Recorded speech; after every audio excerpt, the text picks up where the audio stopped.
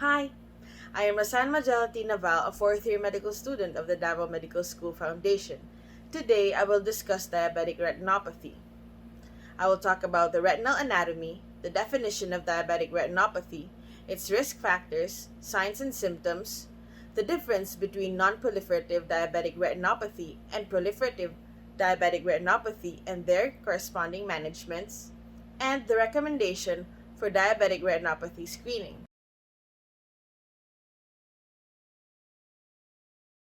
This is the retina.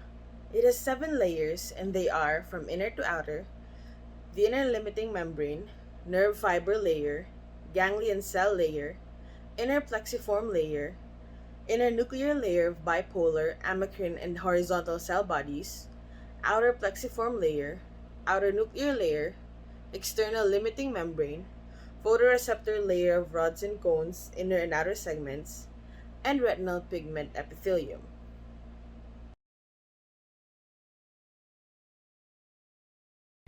According to the American Academy of Ophthalmology, people with diabetes can have an eye disease called diabetic retinopathy. This is when high blood sugar levels cause damage to blood vessels in the retina. These blood vessels can swell and leak, or they can close, stopping blood from passing through. Sometimes, abnormal new blood vessels grow on the retina. All of these changes can steal your vision. These are the risk factors for diabetic retinopathy. Diabetes. People with type 1 or type 2 diabetes are at risk for developing diabetic retinopathy. The longer a person has diabetes, the more likely he or she is to develop diabetic retinopathy, particularly if the diabetes is poorly controlled. Race. Hispanics and African Americans are at greater risk of developing diabetic retinopathy. Medical conditions. People with other medical conditions such as high blood pressure and high cholesterol are at greater risk. Pregnancy. Pregnant women face a higher risk of developing diabetes and diabetic retinopathy. If a woman develops gestational diabetes, she has a higher risk of developing diabetes as she ages. And family history. These are the signs and symptoms of diabetic retinopathy. Seeing an increasing number of floaters.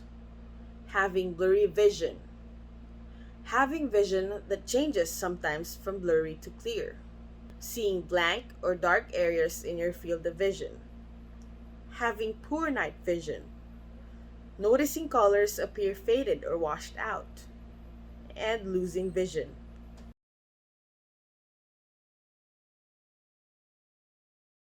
Non-proliferative diabetic retinopathy. This is the early stage of diabetic eye disease. Many people with diabetes have it. Tiny blood vessels leak, making the retina swell. When the macula swells, it is called macular edema. This is the most common reason why people with diabetes lose their vision.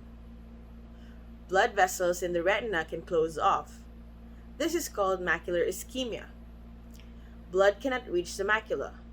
Sometimes, tiny particles called exudates can form in the retina. These can affect vision, and your vision will be blurry. Proliferative diabetic retinopathy. This is the more advanced stage of diabetic eye disease.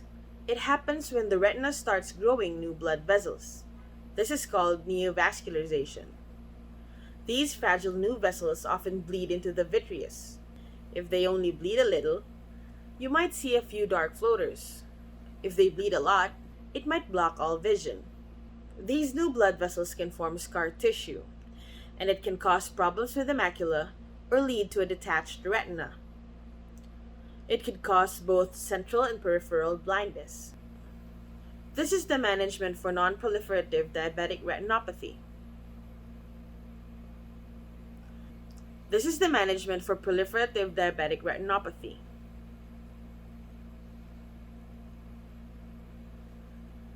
Recommendation for diabetic retinopathy screening. The recommendations of the American Diabetes Association, the American College of Physicians, and the American Academy of Ophthalmology are as follows. Type 1 diabetic patients with onset at 0 to 30 years should have the first screening examination at 5 years duration. whereas type 1 diabetic patients with later onset and type 2 diabetic patients should receive a dilated retinal examination by an ophthalmologist at diagnosis. The American Academy of Ophthalmology has published a schedule for subsequent examinations and their content. Following those recommendations and providing laser photocoagulation when indicated could reduce the risk of blindness by 2/3.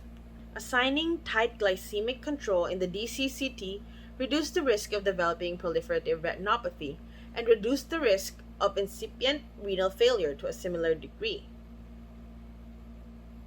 At diagnosis, juvenile onset type 1 diabetic patients do not need a dilated retinal examination and certainly do not need a set of retinal photographs. But they do need a realistic explanation of diabetic eye disease and what they can do to substantially reduce what had previously been a 15% risk of blindness. They also need an explanation of the phenomenon of hyperglycemic myopia. They must know that if their distance vision becomes blurry in both eyes while their near vision remains clear, then they should measure their glucose and perhaps visit the diabetologist. But they should not panic and they do not need to see the eye doctor just yet. That is diabetic retinopathy.